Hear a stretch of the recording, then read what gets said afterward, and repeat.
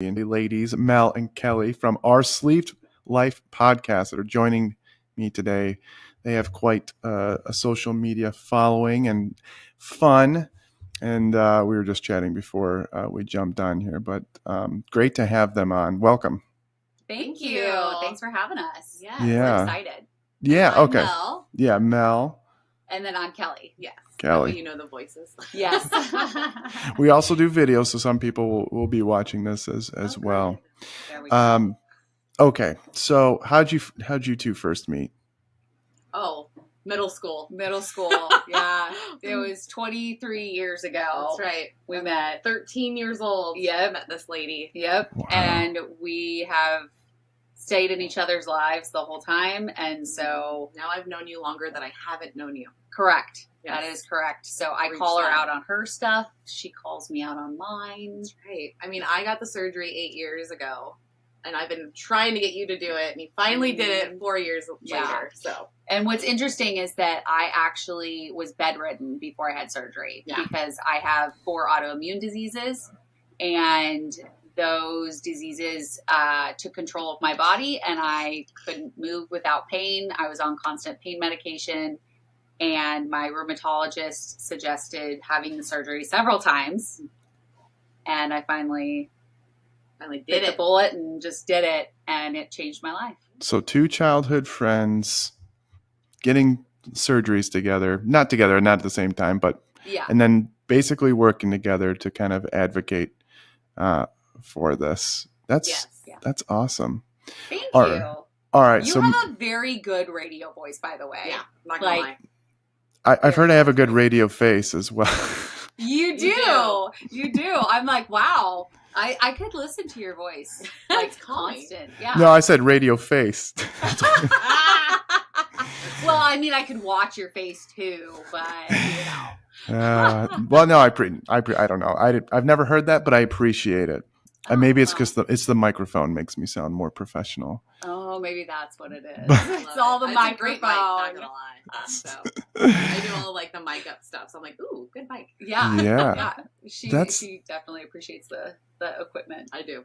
That's great. Okay, Mel. So you got the surgery first, is that right? Did I hear that right? That is true. Yes. And when did you get the surgery for? And was it a sleeve? It Obviously. was a sleeve I assume both of you had a sleeve. Yep. Yeah. And mine was May 13th of 2015. 2015. So I did that because my dad passed from liver cancer at 59. And literally he's one of 9, and none of them have lived past 70. Wow. And it's wild to think that literally all of them are gone right now. So me and my older brother were like, we got to figure this out.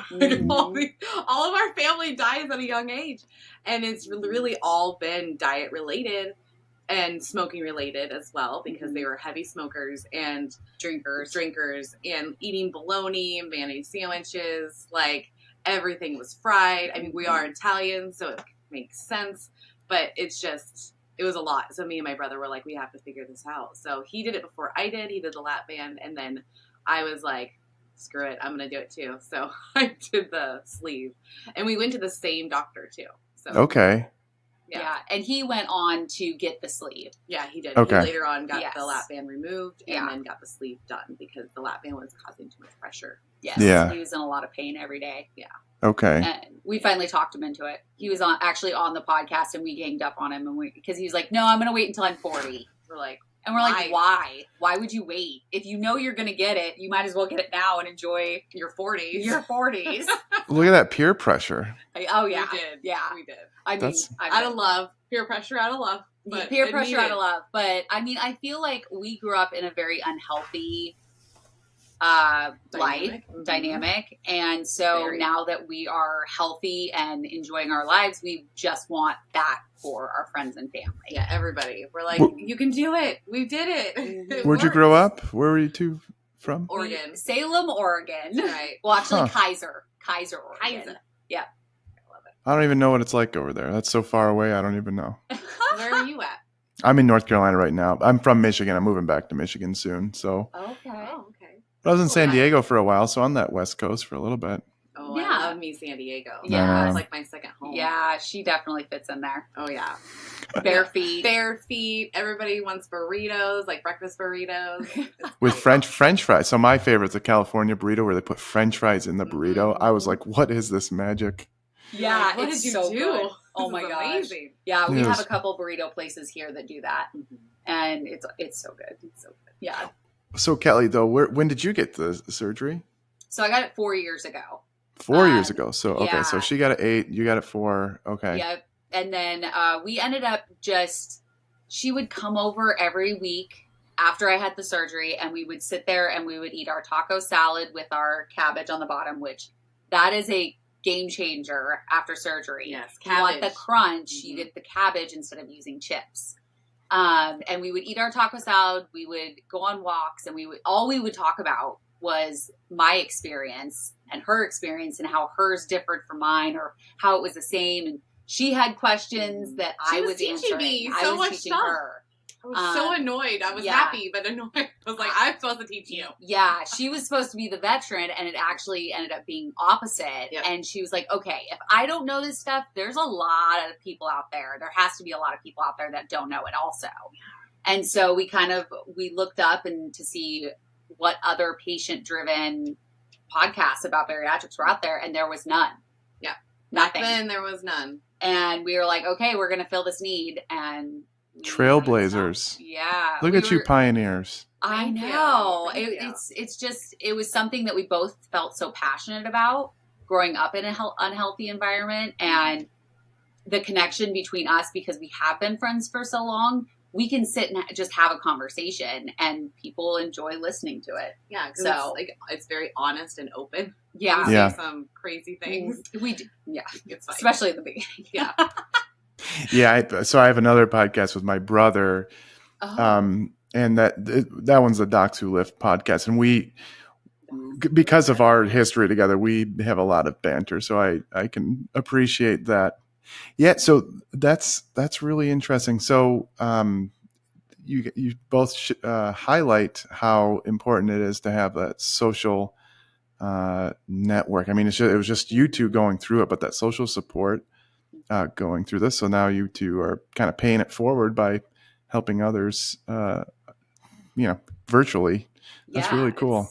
It's so needed. It is very needed. Because I felt because I, am so far out from when she is. Like, I felt so alone, and I felt so embarrassed. I wouldn't tell people that I got surgery. Mm-hmm. I felt very ashamed. Because I was up to 308 pounds, and I lost 129 pounds, and I literally just looked at the book they give you, talked to my doctor the whole time, and that was it.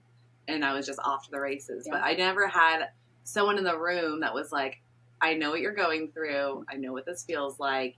It can be tough, but you got it. I never had that. So I was like, I need to be that for someone else, because I know I could have done even better in those first few years with my behaviors and the working out and all that if I had someone there that knew what I was going through. So I told myself when I approached her about like doing the podcast, that was like the biggest thing was like, we need to fill this void, because I felt so freaking alone, and I know other people must feel that way, because I do have friends, but like I still felt alone, It's a completely different feeling when you walk into a room full of bariatric patients or people that have gone through extreme weight loss journey, and everybody understands how you feel and how you felt and why you did the things you did.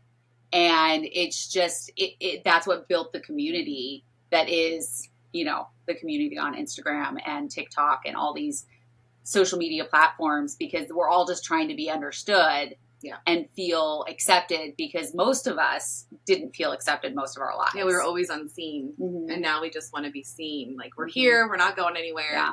Can't get rid of us. You can't get rid of us. We've said that we're not leaving, and we never will, because this is just a huge passion for us to be that support we said if we helped one person, we did our job. Feel so much better, yeah. So that was it. We just wanted to help.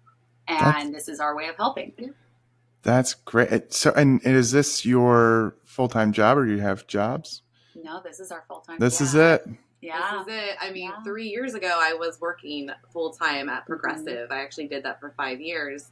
And literally this January, I was able to quit. Mm-hmm. So it was very exciting. It was the first. I bet that felt I great. have to juggle 2 jobs.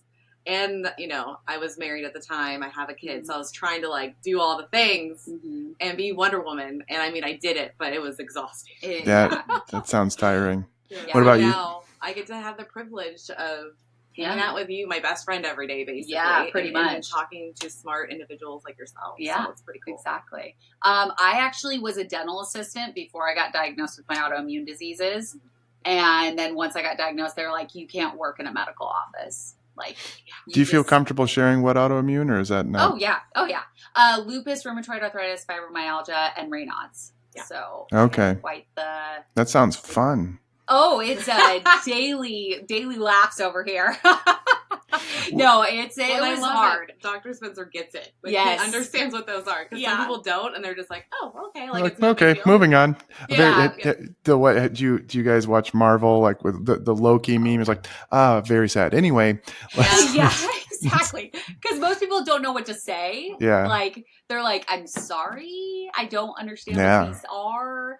I didn't know what lupus was before I got it. I had no idea. And so I looked it up and got real scared. I was like, my best friend's going to die. Holy shit. Like, I was beyond scared. I remember we had a lunch and she was mad at me. She was like, my disease. Yeah. Do what I want. And I was like, I also was in my year of denial that anything was going on. Like, my other best friend, she was like, you have a year. Exactly a year. And then you have to deal with this. And I was like, okay. So I lived in a denial for a year. Yeah. Didn't want to talk about it. I took my meds, but I didn't want to talk about it. I didn't want to accept that there was anything wrong.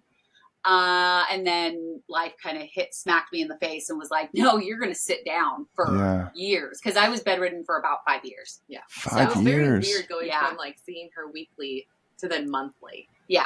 And then back to weekly. And because I was on so many pain meds, I wasn't really there.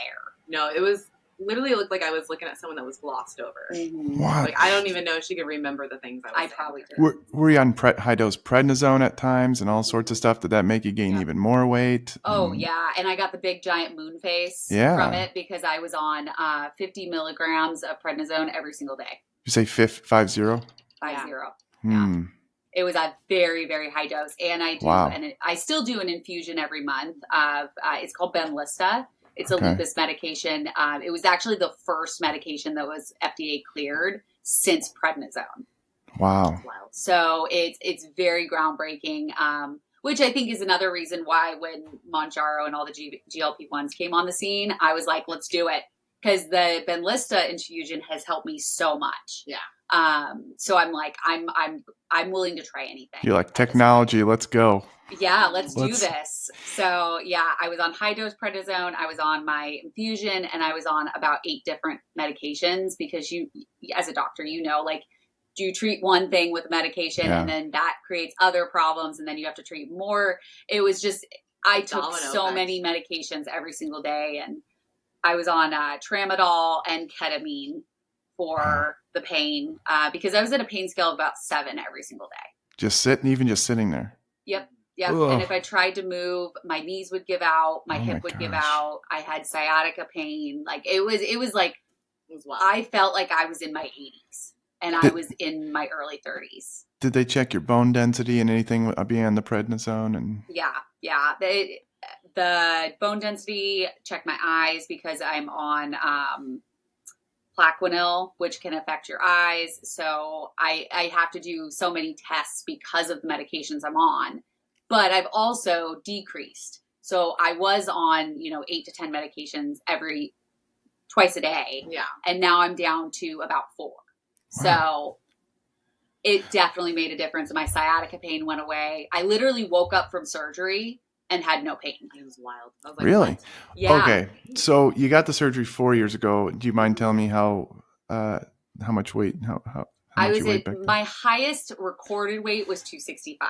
265. Yes. Bedridden. You go, I'm getting surgery. Mm-hmm. Then what happened?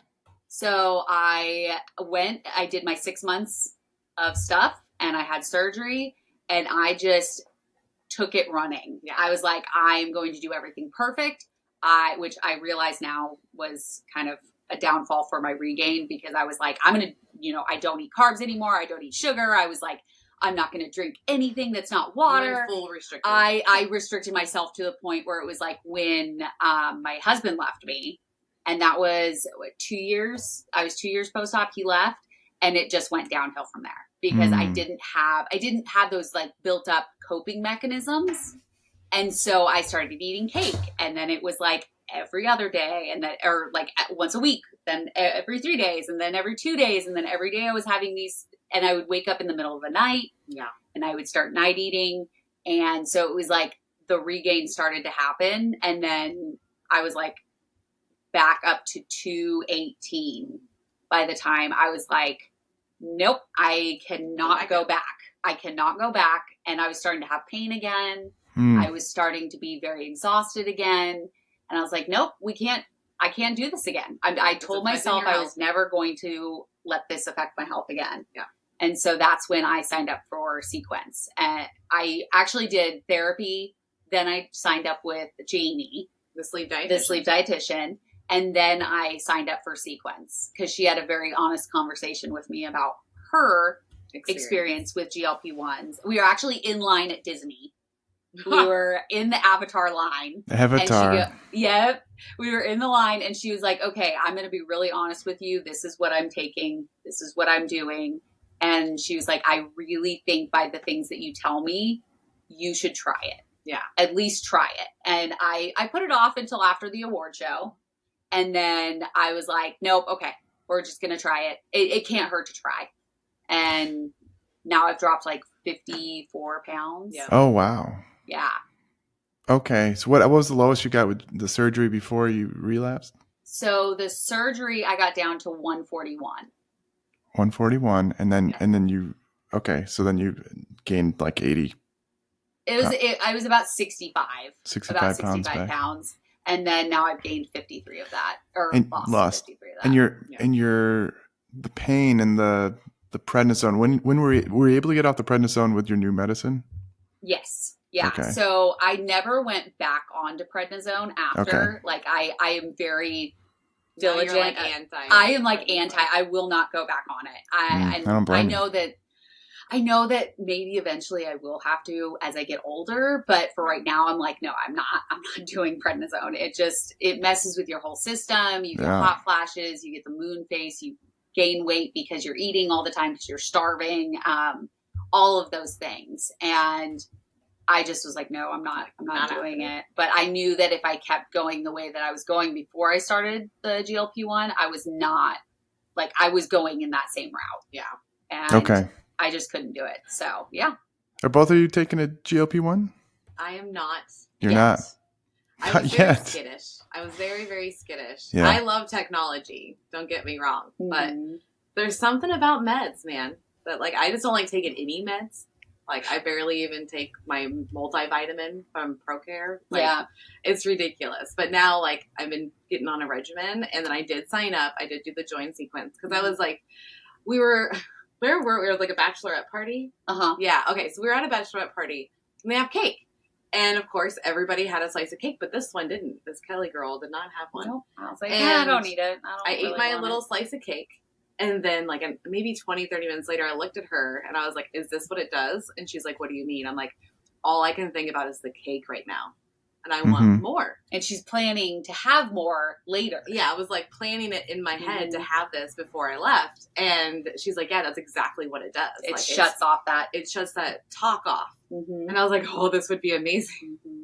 Because I have that talk to myself. It's always at nighttime too. And it's always around sweets. And so I was like, okay, I think I am going to at least try it again. Yeah. We'll try anything. Not a problem. So I did sign up. And I'll be doing the things here soon. So, because I didn't finish the sign up because it wants you to go weigh yourself and like take the photo. Oh yeah. And I literally my scale is in the box still, so I need to get it out of the box, take the photo, and finish. Yeah. Because I can see the difference with her. Like she's more focused than I've ever seen her. She finishes her checklist, and she doesn't have that like. The talk in her head all day long about like not doing something or to do something, and that that would free up so much brain space for me. It would not even be funny. So Yeah. that was kind of my deterrent, not my deterrent, but that was the reason why I was like, okay, you know what? Kels is doing great. Mm-hmm. She could be my test baby. Yeah, I'm fine with it. And now I feel confident in it. And after talking to your guys' dietitian, Summer, she's amazing, by the way. Mm-hmm. For those that don't know, Summer, go check her out because her TikToks are hilarious and fun. Yes. But after like talking to her and like doing all the research mm-hmm. and then watching Kellie, like I was like, you know what? This is literally just going to help. Yeah. It's not going to hurt me. Mm-hmm. So I am on the bandwagon, but it did take me like 8 months. Yeah. Cause she was like, I'm not doing it. I don't need it. And I was like, are you sure? Cause like, it's made a huge difference in my life. And she's like, no, I'm good with where I'm at. And then randomly, I think we were running an errand. We were. And she's like, so I signed up for Sequence. And I'm like, oh, really? Oh. Okay, let's talk about this because you didn't even tell me you were changing your mind on it. So no, that's kind of how I am. I just do shit. Like, I don't tell anybody. Yeah. So. No, that's good. Yeah, a lot of patients, yeah, like you said, it frees up for a lot of other things like improved energy and anxiety because I think there's a lot of anxiety just around food and thinking about it to where if it eliminates that, all of a sudden you feel like a weight lifted. And some people don't even lose a lot of weight. They just, that component of it is worth it for them. Mm-hmm. Kind of interesting. Yeah, it's very interesting the way, like, I remember doing my first injection and I text Jamie like 5-6 hours after and I was like, okay, am I crazy that it's already working? Or is this just like my head, like wanting it to work so bad that it's working? Yeah. And she goes, no, that's exactly how I felt.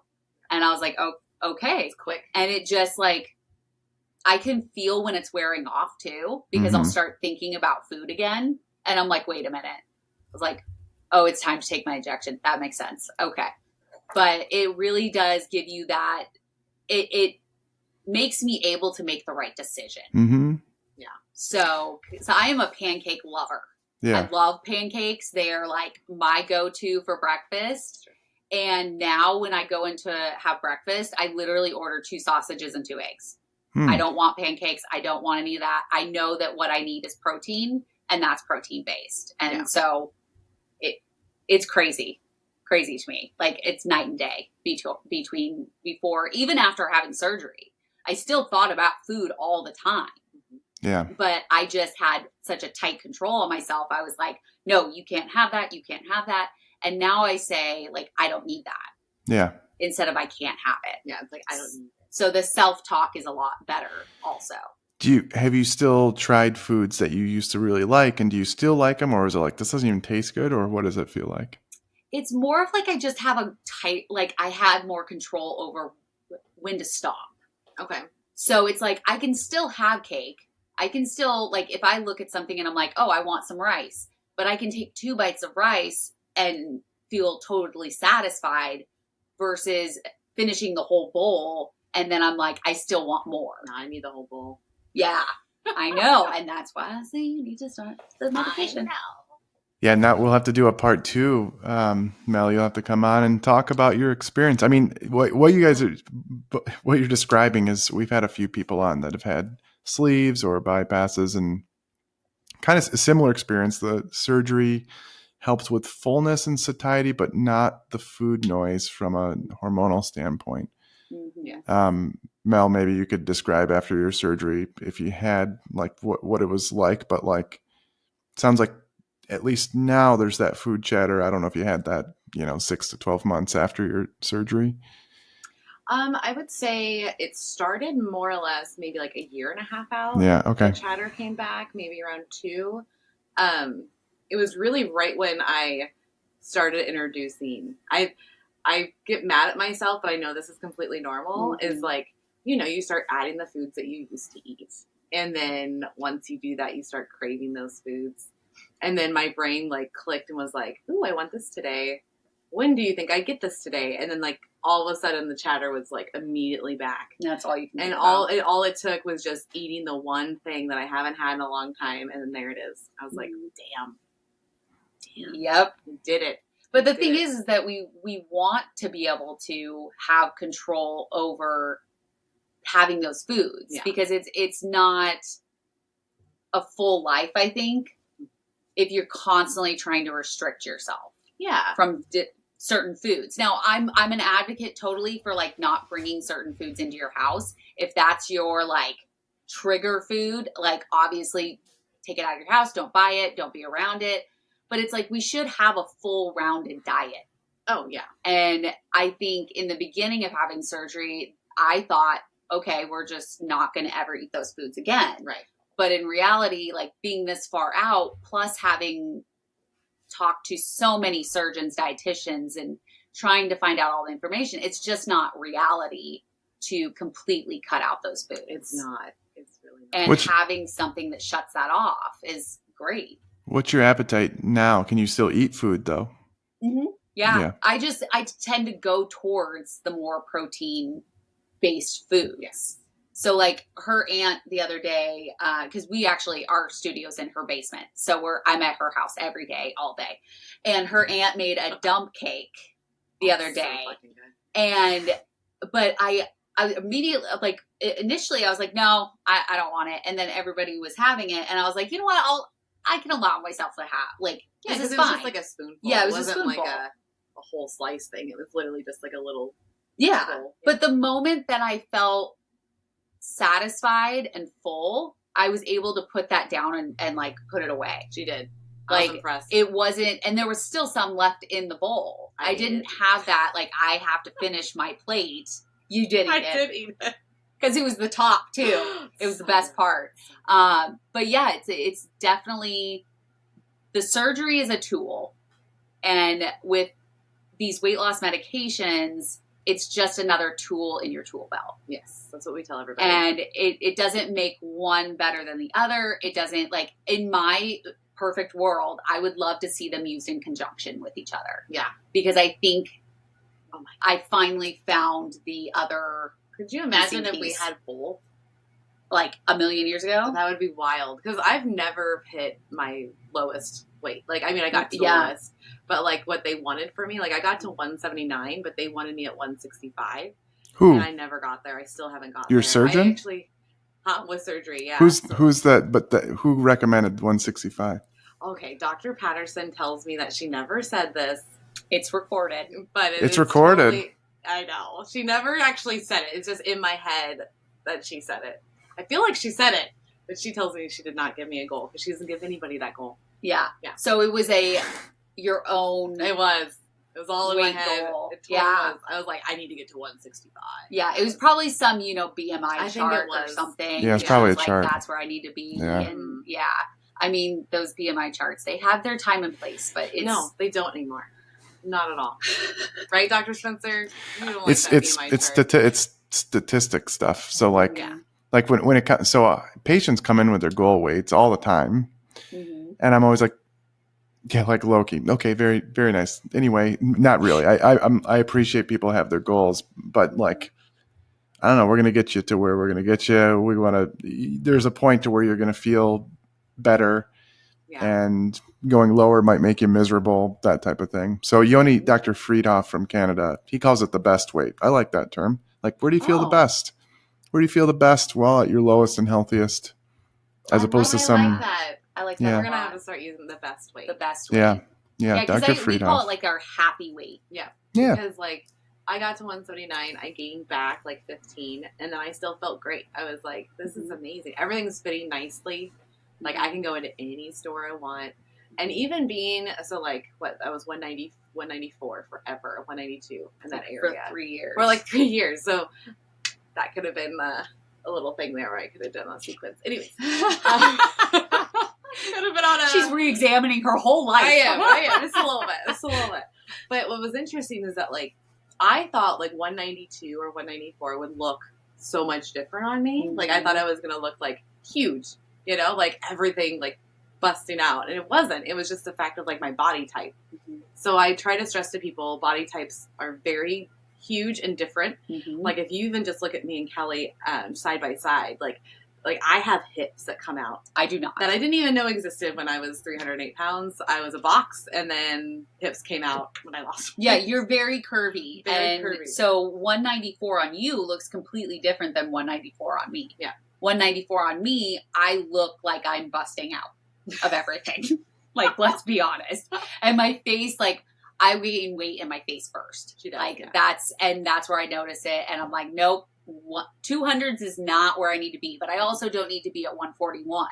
I picked 141 because that's what Bariatric told me I should be at. That's my ideal weight for my height and everything. Oh, that's where it came from. Is that My Fitness Pal? That's where it came from. Sorry, Dr. Patterson. Not trying to throw you some shade. Apologize to your I will. I have her phone number. I will text her. Yes. Feel like I apologize for that.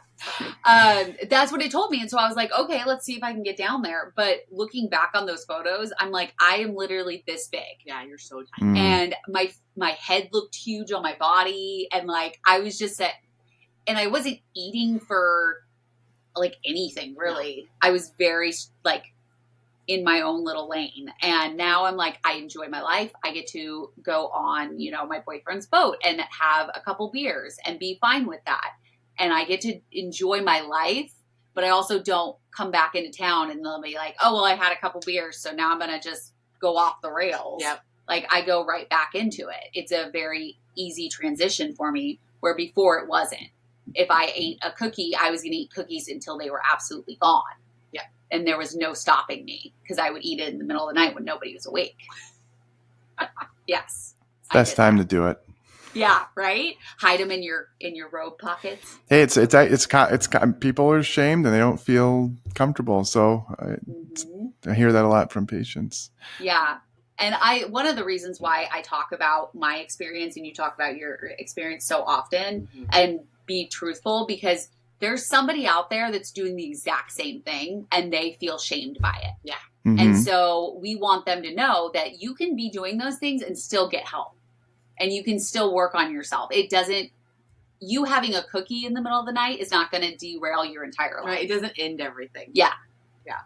And we talk, very candidly about our experiences because we don't want to hold anything back, because what if that one little nugget piece of information helps somebody come to the idea of like, oh, I need surgery. Oh, I should join Sequence. Like there's so many people out there that need to just know that it's okay. Yeah. It's okay to take control of your weight, and it doesn't have to just be a diet. It can be a life-changing surgery. It's a lifestyle. Yeah. It really is. As much as people hate that term. Yeah. It is. I hate, get over it, people. I look back and I'm like, I was so focused on doing a diet instead of just having the surgery. And I think a lot of people think the surgery is the end result. Like after you get surgery, that's it. You have no other chances to lose weight. And that's not accurate because there's other ways to help. No, we're fixing that narrative. Yes. For sure. Yeah. Trailblazing. That's what apparently we are. Apparently. I don't know. We're just talking. Just doing us. Yeah. And just meeting people. It is the best job in the world. Honestly, it is. We get to talk about our life. We get to talk to incredible, knowledgeable people. And then we also get to go out into the community and join these events and meet people and just listen to their stories, because that's all they want is just to be heard. Yeah. And you get to hang out with each other. Yes, all day, every day. You'll never get rid of me. I know. Besties for life. Oh, yeah. I live like a mile and a half down the road from her. We're literally together all the time. Amazing. What about strength training? You guys doing that? I'm not. You're not? Kellie has never really done that. I'm just calling you out right now. No, should we just start peer pressuring her right now? Yeah, we do. We need it. Dr. Spencer, help me out. I really liked yoga. I know on GLP-1s, you should be doing that. What if we just said 10 minutes once a week? Was that something you'd be? I could do 10 minutes once a week. 10 minutes once a week. For 10 minutes. Yeah. Yeah. Okay. All right. Look at that. That will be pick a day. Behavior change 101 right here. Yep. Peer pressure. Peer pressure. Peer pressure. Just given. On a live podcast. Live podcast right here. On Tuesdays. Tuesdays. Yep, because I have therapy. Can do it right after therapy. I can do therapy, do yoga, get ready, come bug you. I'm fine with that. All right. I want a full Look at that. report. I want a full report in 1 month. Okay. Better tell 1 month. I will tell you that I've Every gotten Tuesday, boring. just 10 minutes. 10 minutes. Boring. Set a timer. Yeah. Yeah. And I mean, there's so many different like workouts you can do in 10 minutes. Like, it's really not a big deal. I build it up in my head as a bigger deal than it is. Like, We all I do. feel like I need to be in a gym, or I need to be, Like sweat. working Yeah. out for an hour to 2 hours. Like, and it's really, I just make it more difficult than it needs to be. Yeah. No, that's extremely common. I've written articles about this. It's very common. I mean, seriously, gym intimidation, like feeling you have to do the most perfect workout plan. It's like you do something for your legs, you do something pushing and pulling, you're good. Like it's 10 minutes. If I could do I like push-ups, like if I mean, eventually I'll be able to do push-ups. That's a goal of mine, is to do a real push-up one time. Yeah. And to do a pull-up one time is a goal. Yeah. Look at that. But if I could fucking just do push-ups, I would do 20, 30 push-ups in the morning. Just All right. boop, boop, boop. Yeah. Like, That's what you guys are going to work on, I think. Sounds like. Okay. All right. That'd So be just you're going to that. finish your sequence, Yeah, I will finish my sequence. and then you are going to do strength training, and I'm going to do it. Yes. This. All right. Got it. We got Packed. This is recorded. This is public. This is it. I You know. heard it here first. Yes. Yeah. We don't make Tuesdays. deals on air unless we're going to follow through. all right. Because Perfect. we know that people listen, Yep. and then they ask us. I do. I love the accountability. That's why It I is like an it. accountability. Yeah. Yeah. It's so good. Yeah. We just need to get you back into therapy, and then we'll be golden. It's true. I do work out and journal. That's what I've Yep. done. All and right. I do therapy and journal. Yeah. So we're getting the journaling aspect. Sounds like part of your therapy is the podcast, though. It is. I mean, really. That's it is. therapeutic. Yeah. Getting Oh, it all yeah. out there. Talk therapy that I get, at least. For Well, me. and we have squirrel moments where we like go off on a story. We're like, oh, we never talked about this, and so we'll just talk about it on air because why not? So cute. What better Put it place out than there. all of our friends and family that listen? Put it out there. All right. Anything else? Anything else? We'll probably have to do another podcast in like 6 months or something like that. Oh, But yeah. anything else you want people to know? I mean, you pretty much went through your journeys, but Yeah. You guys can find us on Instagram, TikTok, YouTube, Facebook. We do have a Patreon also that our beloved benchies help run the podcast Yes. for us. That's And we offer the them. $7 tier or higher at patreon.com/OSLP. Always cracks me up.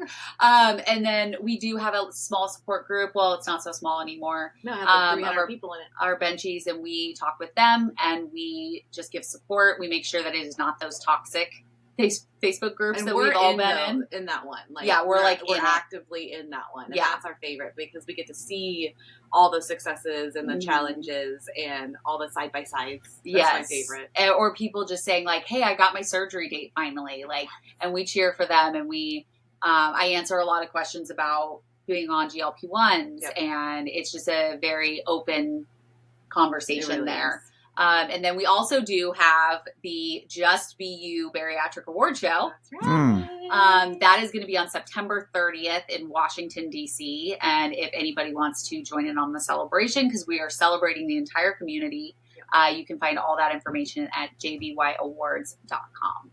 That's right. And you can get your hotel there.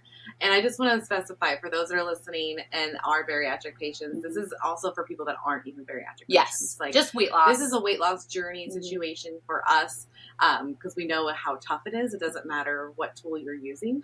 So Yeah. life is just freaking hard. And we just want to celebrate that. And it was a People's Choice Award situation where we did nominations in April and then voting actually starts August 1st on jbyawards.com. So definitely Yes. go over and check that out because it's going to be a lot of fun. Yeah. very And you cool. can find our podcast on every podcast platform. Yes. Our Sleeve Life podcast. Yep. We're the only ones. We are the only ones. So Very cool. Thank you so much for Yeah. coming on. It was a fun chat. We're going to have to do Thank it again. Follow up on that strength training and therapy we will. Yeah. Yes. And my Accountability. sequence. and And the your sequence. And the We gotta sequins, finish of it. course. Yes, we're gonna get her on this. I know. That's the I'm last thing excited. I do. I want to do it before the award show, so that way I can be like in a groove. Perfect. Yeah. Mindset, ready to go. Yeah. Yeah. Perfect. Right. Thank you like so much. Thank you, Dr. Spencer.